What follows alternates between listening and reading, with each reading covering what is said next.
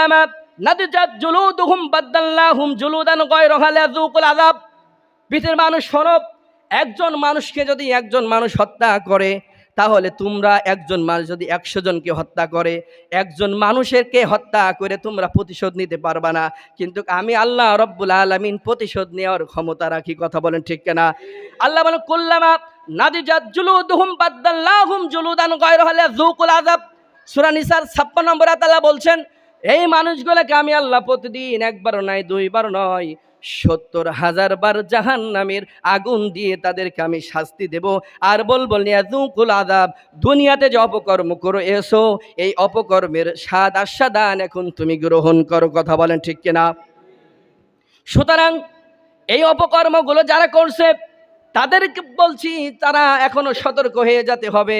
যদি সতর্ক না হন, ফিরাউন, নমরুদ, হামান, কামানকে যেভাবে আল্লাহ রব্বুল আলামিন লাঞ্ছিত করেছেন, অপমানিত করেছেন, বিতাড়িত করেছেন, তাদেরকে ওইভাবে আপনাদেরকেও লাঞ্ছিত করবে। কথা বলেন ঠিক কিনা?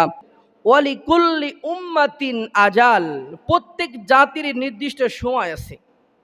প্রত্যেকটা জাতি, প্রত্যেকটা কওম এবং প্রত্যেক ব্যক্তি, আমি যখন পৃথিবীতে এসেছি, আল্লাহ রাব্বুল আলামিন আমার জন্য একটি নির্দিষ্ট সময় বেঁধে দিয়েছেন, যে সে 30 বছর কি 60 বছর কি 70 বছর কি 100 বছর কি 80 বছর পৃথিবীতে বাঁচব।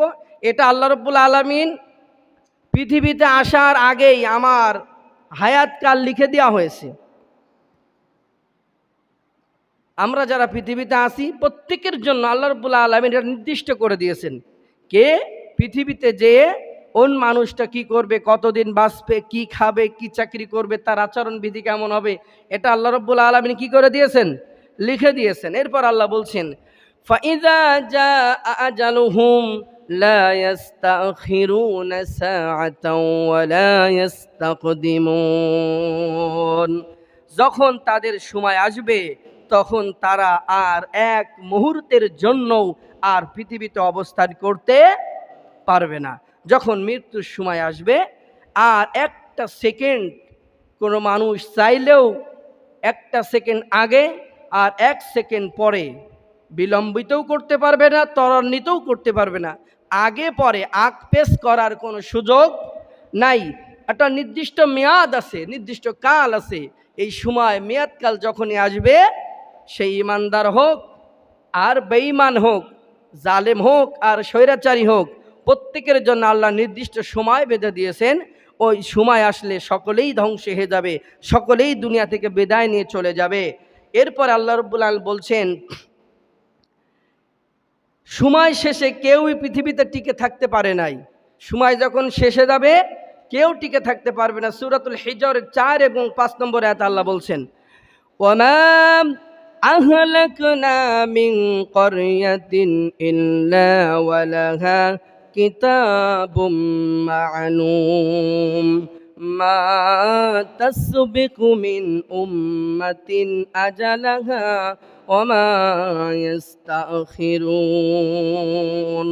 আল্লাহ রাব্বুল আলামিন বলেন, আর আমি কোন জনপদকে ধ্বংস করিনি নির্দিষ্ট কাল পূর্ণ না হওয়া পর্যন্ত।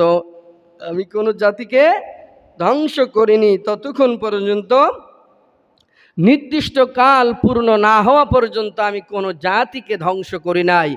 কোন জাতি নির্দিষ্ট সময়ের আগে অথবা পরে ধ্বংস হয় না। একটা নির্দিষ্ট মেয়াদকাল আছে, সেই মেয়াদকাল আসলে সবাই অটোমেটিকলি ধ্বংস হয়ে যাবে। তার কারণ আল্লাহ তার জন্য একটা মেয়াদ বেঁধে দিয়েছেন। এরপরে আল্লাহ রাব্বুল আলামিন বলেন, তারা হঠাৎ করে ধ্বংসের মুখোমুখি হবে। কি হবে? হঠাৎ করে শোনা যাবে যে তারা ধ্বংস হয়ে গিয়েছে। কিভাবে ধ্বংস হলো? জালিম যারা হয়, যারা স্বৈরাচারী হয়, তারা সকল ছিদ্র বন্ধ করে, কিন্তু একটা ছিদ্র তারা বন্ধ করতে ভুলে যায়, আর সেই ছিদ্র দিয়ে আল্লাহ তাদেরকে আঘাত করে। কি করে? আঘাত করে। আল্লাহ রাব্বুল আলামিন সে কথা এখানে বলছেন, তারা হঠাৎ করে ধ্বংসের মুখোমুখি হবে। কিভাবে? আল্লাহ রাব্বুল আলামিন সূরা আরাফের 4 নম্বর আয়াতে তিনি বলছেন, ওয়াকাম মিন ক্বরয়াতিন আহলাকনাহা ফাজাআহা বাসুনা বায়াতান আও হুম কাইলুন। আমি কত জনপদকে ধ্বংস করেছি, আমার শাস্তি তাদের উপর পতিত হয়েছিল রাতে অথবা দ্বিপ্রহরে, যখন তারা বিশ্রামরত অবস্থায় ছিল। আল্লাহ কি বলছে? আচ্ছা, আমি যে কত জনপদকে পৃথিবীতে এসেছিল তাদেরকে ধ্বংস করে দিয়েছি। কোন সময় ধ্বংস করেছি? তাদের উপর আমার আযাব এসেছিল কখন? কখনো রাত্রে, কখনো দ্বিপ্রহরে, যখন মানুষ দুপুরের খাবার খেয়ে কিছুক্ষণের জন্য বিশ্রামে যায়। আল্লাহ বলছেন রাতে, অথবা যখন তারা দ্বিপ্রহরের খাবারের শেষে বিশ্রামরত অবস্থায় ছিল, তখন আমার গজব তাদের উপর নাজিল হয়েছে। সূরা আরাফের অন্য এক জায়গায় আল্লাহ বলছেন, যারা যখন খেলাধুলায় মত্ত ছিল তখন আমার গজব, আমার আযাব তাদের উপর পতিত হয়েছিল। সুতরাং কেউ যদি জালেম এবং স্বৈরাচারী হয়, তাহলে তার উপরে যে কোনো মুহূর্তে, হয় রাতে অথবা দিনে, মানে খেলাধুলা অবস্থায়, অথবা কোনো কর্মরত অবস্থায়, অথবা বিশ্রামরত অবস্থায় তার উপর আল্লাহর আযাব পতিত হবে। কিন্তু আযাব যে পতিত হবে এতে কোনো সন্দেহ নাই, আযাব তার উপরে আসবেই। এই জন্য আমাদের এমন একটা জীবন গঠন করতে হবে, আল্লাহর আযাব পতিত হয় এমন কর্মকাণ্ড থেকে, এমন আচরণ থেকে, এমন কাজ থেকে আমাদের সকলকে দূরে থাকার জন্য চেষ্টা করতে হবে। তা না হলে আমরা সবাই কিন্তু সেদিন ফেঁসে যাব। এরপর আল্লাহ রাব্বুল আলামিন বলছেন, তাদের কোনো সাহায্যকারী পাওয়া যায়নি। আল্লাহ রাব্বুল আলামিন যখন তাদেরকে ধ্বংস করবেন, ওই সময় তাদের কোনো সাহায্যকারী পাওয়া যায় না। কিন্তু জালেমরা যখন মাজলুম অসহায় মানুষের উপরে অত্যাচার করে, তখন কিন্তু কোনো না কোনো সাহায্যকারী পাওয়া যায়। কিন্তু জালেমদেরকে যখন আল্লাহ ধ্বংস করে, তখন আর কোনো সাহায্যকারী সাহায্য করবে এমন সুযোগ আল্লাহ রাব্বুল আলামিন আর রাখেন না। সে কথা আল্লাহ রাব্বুল আলামিন সূরাতুল মুহাম্মাদের 13 নম্বর আয়াতে তিনি বলছেন, وَكَأَيِّن مِّن قَرْيَةٍ هِيَ أَشَدُّ قُوَّةً مِّن قَرْيَتِكَ الَّتِي أَخْرَجَتْكَ أَهْلَكْنَاهُمْ فَلَا نَاصِرَ لَهُمْ।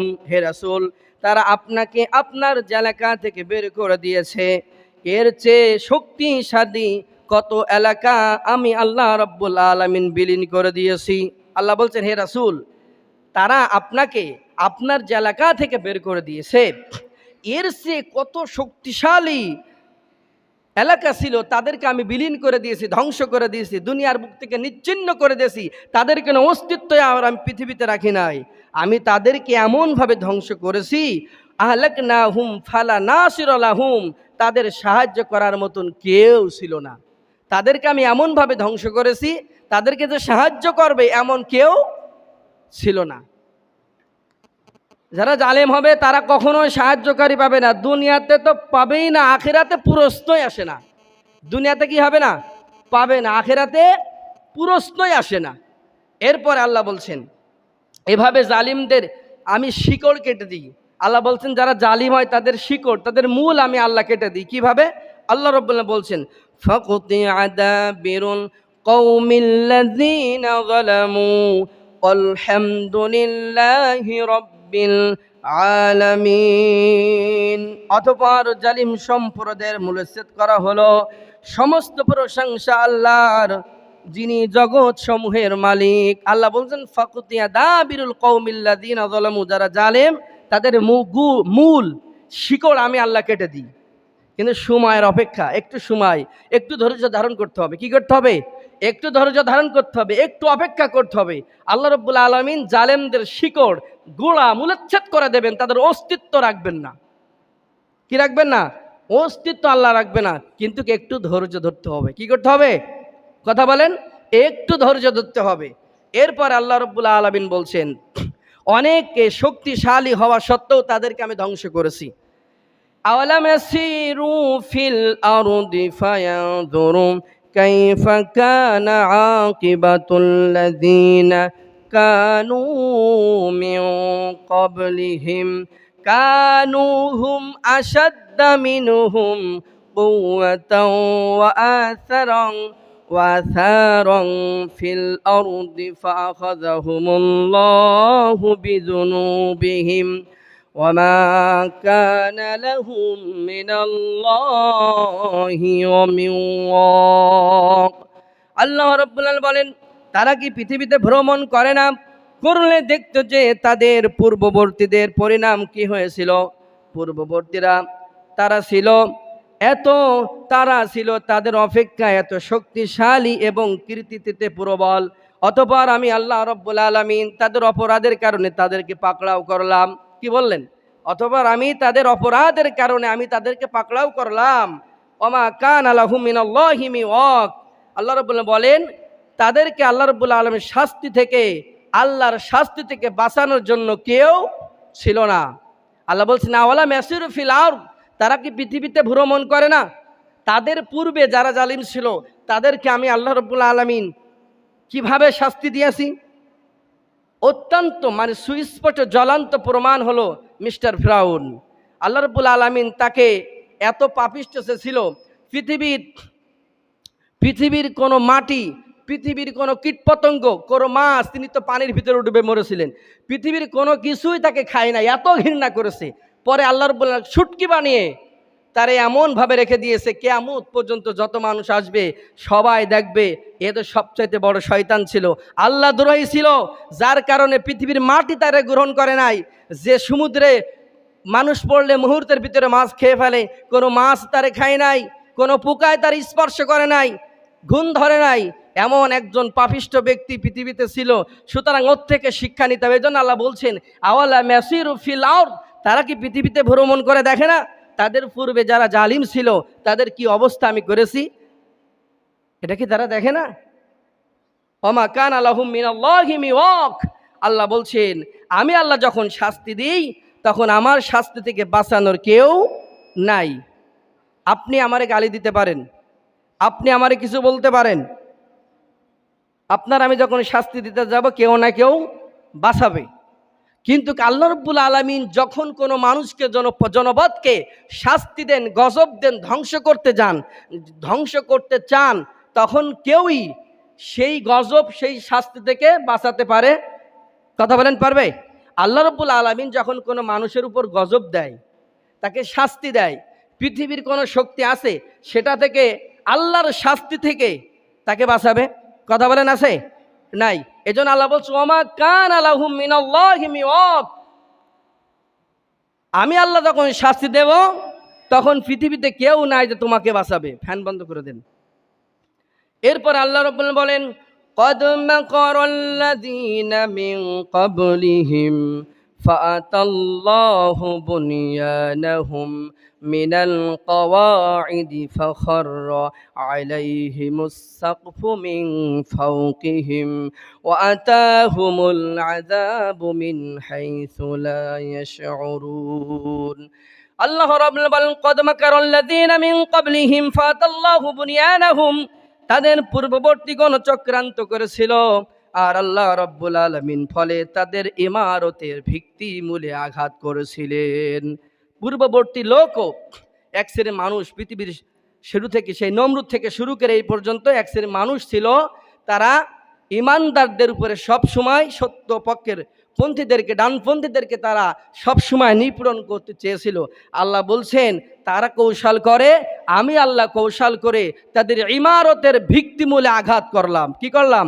ইমারতের ভিত্তিমূলে। এই যে বিশাল একটা বিল্ডিং দাঁড়িয়ে আছে, এর একদম মূলে যদি আঘাত করা হয় বিল্ডিংটা কি হয়ে যাবে? ভেঙে যাবে না? কথা বলেন।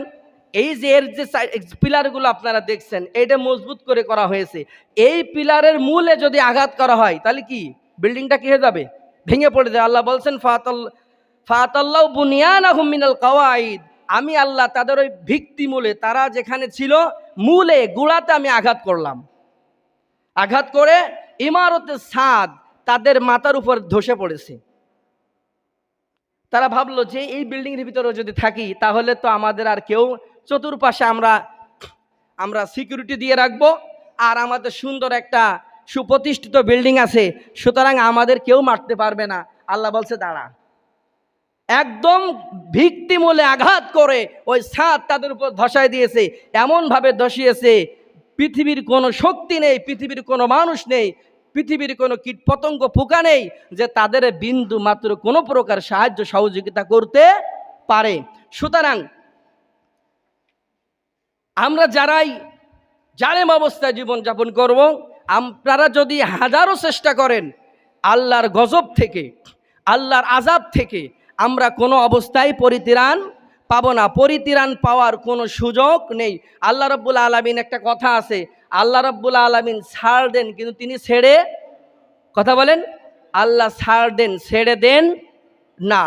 এজন্য আমাদেরকে আজ থেকে প্রায়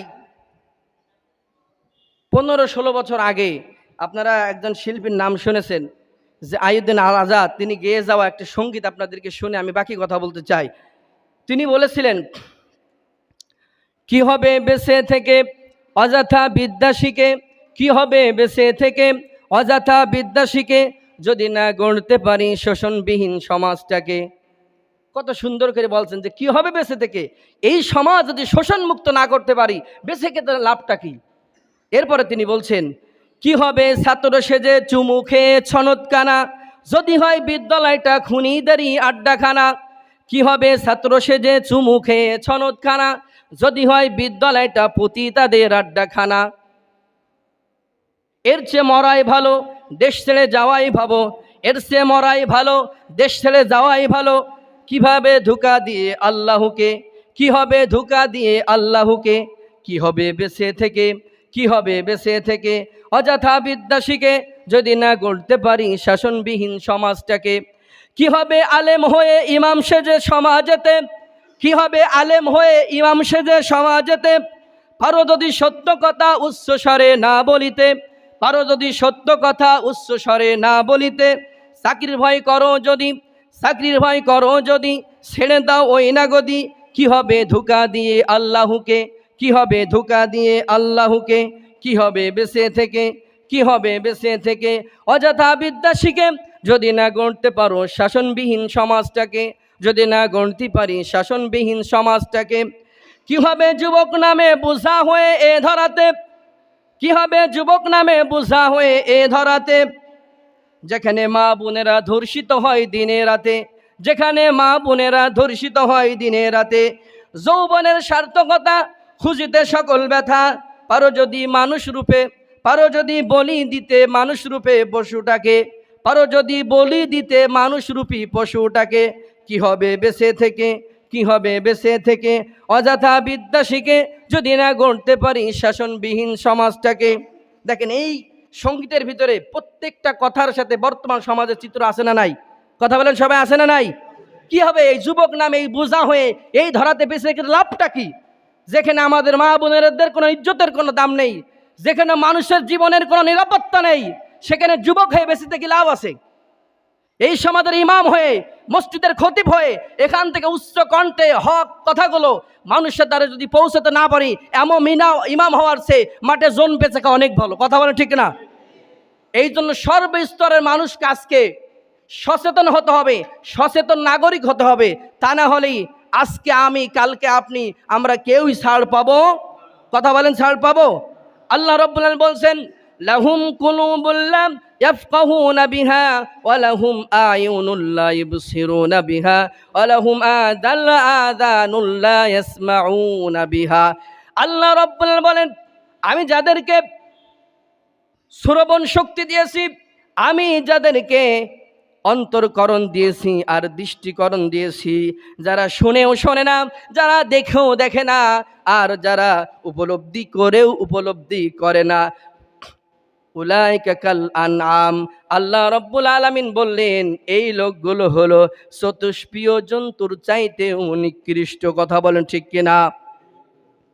এক শ্রেণীর মানুষ চোখে দেখে, দেখেও সেটা অস্বীকার করে। এক শ্রেণীর মানুষ আছে উপলব্ধি করছে, বুঝতে পারছে কোনটা সঠিক কোনটা বেসঠিক, তারপরেও তারা সেটা কি করে না, গ্রাহ্য করে না। এক শ্রেণীর মানুষ আছে যে শুনছে স্পষ্টভাবে, তারপরেও সেটা কি করে না, কথা বলেন কি করে না, সেটারে প্রতি ভুরুক্ষেপ করে না, সের উপর দৃষ্টিই দেয় না।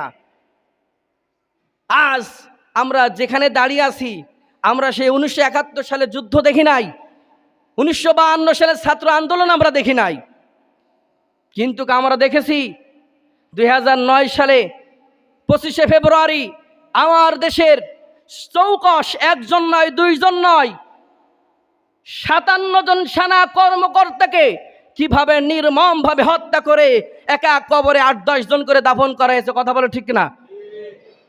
এই কাজগুলো কারা করেছে? এই কাজগুলো কারা করেছে আমি জানি না, আপনি জানেন না, বাংলাদেশের অধিকাংশ মানুষ জানে না। কিন্তু মনে রাখবেন, আল্লাহ রাব্বুল বলছেন, ওমা তাসকুতু মিন ওয়ারাকাতিন ইল্লা ইয়ালামুহা ওয়ালা হাববাতিন ফি যুলুমাতিল আরদি ওয়ালা রাতবি ওয়ালা ইয়াবিসিন ইল্লা ফি কিতাবিম মুবিন। আল্লাহ বলছেন, পৃথিবীর অসংখ্য, এই জমিনের উপরে অসংখ্য তরলতা আমি আল্লাহ সৃষ্টি করে দিয়েছি। এই গাছ থেকে ছোট ক্ষুদ্র একটা গাছ থেকে ছোট্ট একটা পাতা যে ঝরে পড়ে, ওইটা আমি আল্লাহর জ্ঞানে আছে, আমার জ্ঞানের বাইরে থেকে ওই পাতাটাও ঝরে না। কথা বলে ঠিক না? সুতরাং যে আল্লাহ রাব্বুল আলামিন সাগরের অতল তলদেশে তলিয়ে থাকা ছোট্ট একটি গাছের পাতা পড়ার সম্পর্কে জানেন, সেই আল্লাহ কি জানে না? কে বা কারা 57 জন চৌকস সেনা কর্মকর্তাকে হত্যা করে দেশের ভাবমূর্তিকে তারা ক্ষুণ্ণ করেছে, দেশকে লাঞ্ছিত অপমানিত দিকে ঠেলে দিয়েছে, তারা আল্লাহ রাব্বুল আলামিন জানে না? কথা বলেন, জানে না?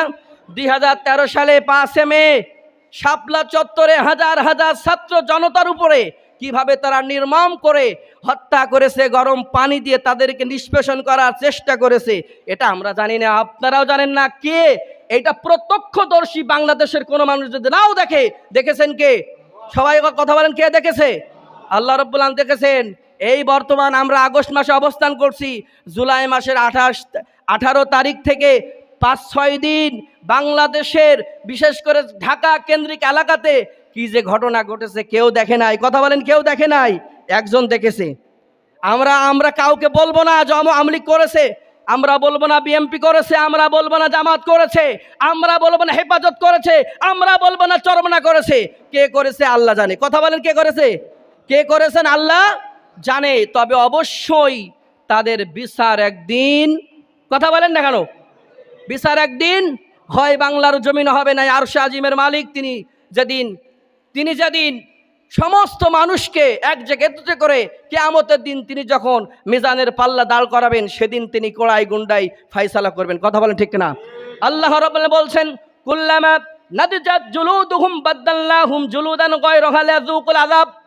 পৃথিবীর মানুষ শোনো, একজন মানুষকে যদি একজন মানুষ হত্যা করে, তাহলে তোমরা একজন মানুষ যদি 100 জনকে হত্যা করে, একজন মানুষেরকে হত্যা করে তোমরা প্রতিশোধ নিতে পারবা না, কিন্তু আমি আল্লাহ রাব্বুল আলামিন প্রতিশোধ নেওয়ার ক্ষমতা রাখি। কথা বলেন ঠিক না? আল্লাহ বলেন, কুল্লামা নাদিজাত জুলুদুহুম বাদদাল্লাহুম জুলুদান গায়রাহা লিয়াযুকুল আযাব। সূরা নিসার 56 নম্বর আয়াত আল্লাহ বলছেন, এই মানুষগুলোকে আমি আল্লাহ প্রতিদিন একবার নয়, 2 বার নয়, 70,000 বার জাহান্নামের আগুন দিয়ে তাদেরকে আমি শাস্তি দেব। আর বলবো লিয়াযুকুল আযাব, দুনিয়াতে যে অপকর্ম করে এসো, এই অপকর্মের স্বাদ আস্বাদান এখন তুমি গ্রহণ করো। কথা বলেন ঠিক কিনা? সুতরাং এই অপকর্মগুলো যারা করছে তাদেরকে বলছি, তারা এখনো সতর্ক হয়ে যেতে হবে। যদি সতর্ক না হন, ফিরাউন, নমরুদ, হামান, কামানকে যেভাবে আল্লাহ রাব্বুল আলামিন লাঞ্ছিত করেছেন, অপমানিত করেছেন, বিতাড়িত করেছেন, তাদেরকে ওইভাবে আপনাদেরকেও লাঞ্ছিত করবে। কথা বলেন ঠিক না? আজকে হত্যা করার জন্য 3টা অপশন দিয়েছে আল্লাহ এবং আল্লাহ রাসূল। কয়টা অপশন? কোনো মানুষকে হত্যা করতে হলে 3টে কারণে হত্যা করতে হয়। কয়টা কারণ? আপনারা কথা বলছেন না কেন? সমস্যা? কয়টা কারণ? 1 নম্বর কারণ হলো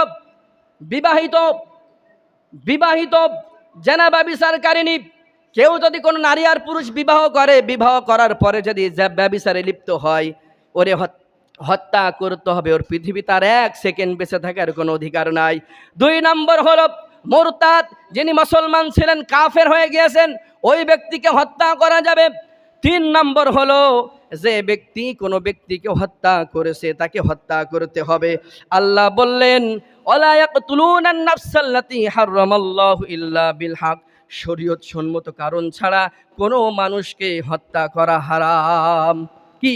শরীয়ত সম্মত করো কারণ ব্যতি রেখে কোনো মানুষকে হত্যা করা আল্লাহ হারাম করে দিয়েছেন। কথা বলেন, হারাম করেছেন কে? আল্লাহ। কিন্তু আপনি কোন রাইট নিয়ে, কোন সংবিধানে, কত ধারা নিয়ে বাংলাদেশের হাজার হাজার ছাত্রের বুকি গুলি চালিয়ে, রামদা দিয়ে কুপিয়ে হত্যা করতে পারেন না? কথা বলেন ঠিক না? পৃথিবীর কোন রাষ্ট্রের ওই রাইট নাই, কোনো অধিকার নাই একটা ছাত্রের বুকে গুলি চালিয়ে হত্যা করবে। কথা বলেন? বাংলাদেশে আছে। কি বাংলাদেশে আমরা বাস করছি? এই দেশে বসবাস করতে ঘৃণা করে, দেশের ছাত্রদের রামদাদে কুপিয়ে তাদের হাত, তাদের মাথা, তাদের কোমরকে আলাদা করে দেয়। কি আজব একটা বাংলাদেশ, কি আজব একটা বাংলাদেশ। সেই সমস্ত পুলিশ ভাইদেরকে দৃষ্টি আকর্ষণ করে বলছি, যারা অপকর্মের সাথে জড়িত, রিজিকের ভয়ে চাকরি বাঁচানোর ক্ষেত্রে যারা বিবেককে বিক্রি করে বিবেকের বিরুদ্ধে কাজ করেন, তাদের ব্যাপারে বলছি। সূরা হুদ আয়াত নম্বর 6 লিখে নেন। সূরা কি? কথা বলেন।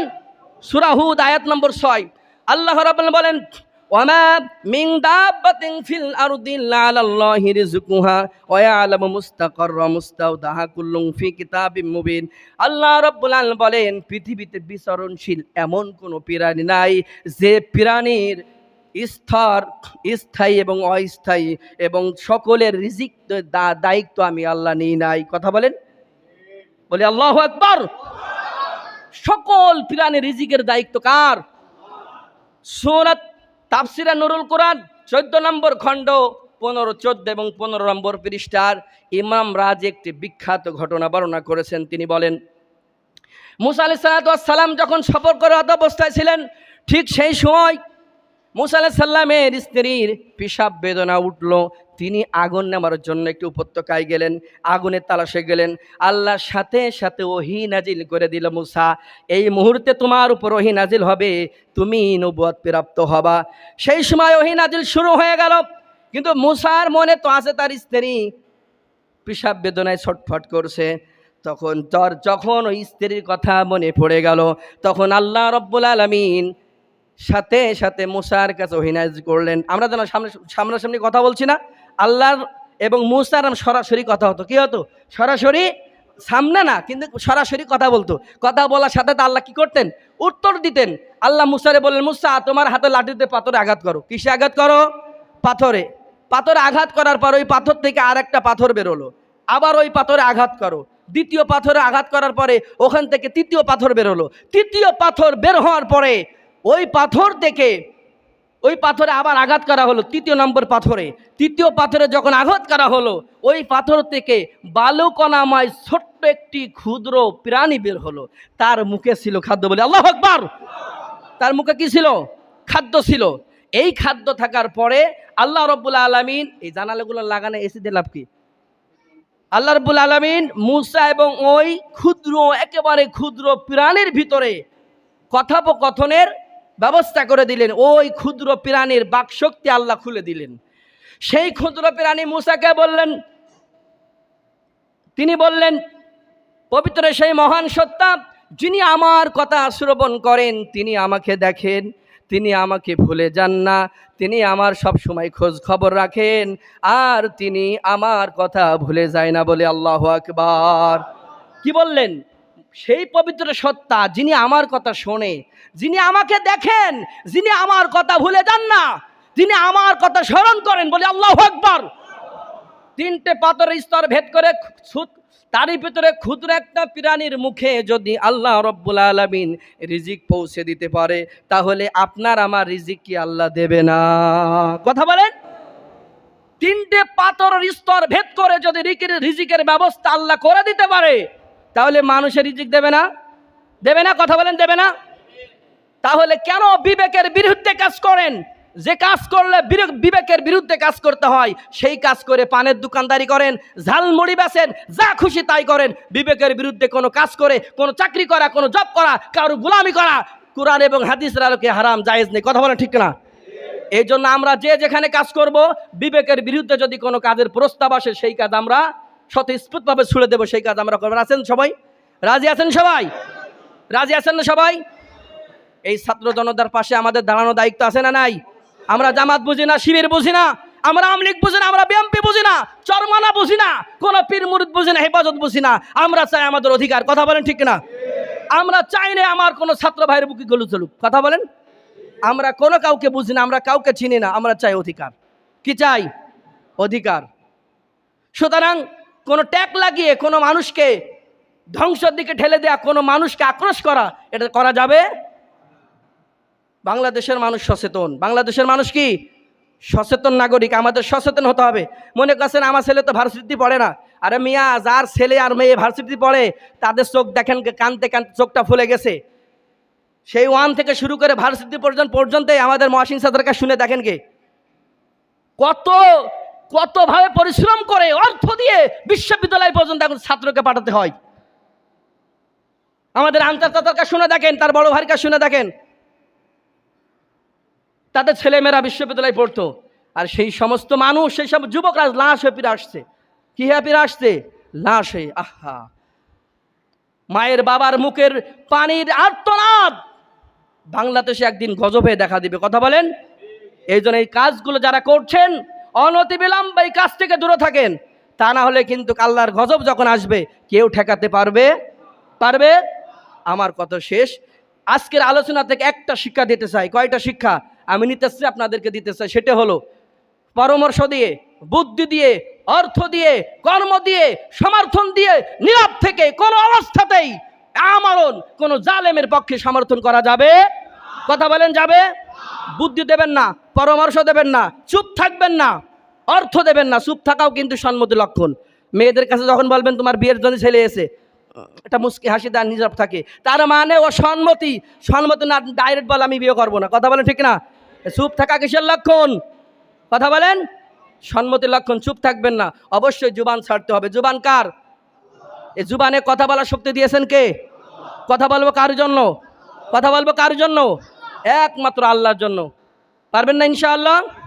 আল্লাহ রাব্বুল আলামিন আমাদের সকলকে হকপন্থী ডানপন্থী ওয়ালাদের সাথে থাকার এবং এই অবস্থায় আমাদের মৃত্যু যেন দেয়, শৈব বলছি আমিন। ছোট্ট একটা সঙ্গীতের লাইন বলে শেষ করে দিচ্ছি। বিপ্লব মানে জীবন দেওয়া, বসে থাকা নয়, সে কোনো দিন আসবে না রে করো যদি ভয়। বিপ্লব মানে জীবন দেওয়া, বসে থাকা নয়, সে কোনো দিন আসবে না রে করো যদি ভয়। আসবে বিজয় রক্ত আর জীবনের বিনিময়, আসবে বিজয় রক্ত আর জীবনের বিনিময়। বিপ্লব মানে জীবন দেওয়া, বসে থাকা নয়, সে কোনো দিন আসবে না রে করো যদি ভয়। লড়াইয়ের ওই ময়দানে যেতে তোমাকে হবে, প্রয়োজনে সব রক্তটুকু জমিনেই ঢেলে দেবে। লড়াইয়ের ওই ময়দানে যেতে তোমাকে হবে, প্রয়োজনে সব রক্তটুকু জমিনেই ঢেলে দেবে। তবুও তোমায় লড়তেই হবে, মানিবে না পরাজয়। তবুও তোমায় লড়তেই হবে, মানিবে না পরাজয়। বিপ্লব মানে জীবন দেওয়া, বসে থাকা নয়, বিপ্লব মানে জীবন দেওয়া, বসে থাকা নয়, সে কোনো দিন আসবে না রে করো যদি ভয়। কোনো কাজে ভয় পেলে সেই কাজে কখনো জয় করা যায়? আমরা ছোটবেলায় যখন ভুইনিরতি যেতাম, ওই যে ধানও লাগাইছি, সব কাজ আল্লাহর মধ্যে পারি, এই কাজ দেখে ভয় পেলে ওই কাজ হতেই নেই, এগোতেই চায় না। আর যখন শুরু করে দিয়েছি তখন কাজটা কি হয়ে যায়? যে কোনো কাজ ভয় পেলে সেই কাজে সফলতা পাওয়া যায় না। কোনো কাজে ভয় পাবেন না, সফলতা পাবেন না। ভয় পাবেন আপনি একদম শেষে যাবেন। ভয় পাবেন না, যে কোনো মূল্য আল্লাহ আপনার বিজয় দেবে। যে কোনো মূল্য আল্লাহ কি করবে? বিজয় দেবে। আল্লাহ আমাদের সকলকে নির্ভীক হয়ে আল্লাহর পথের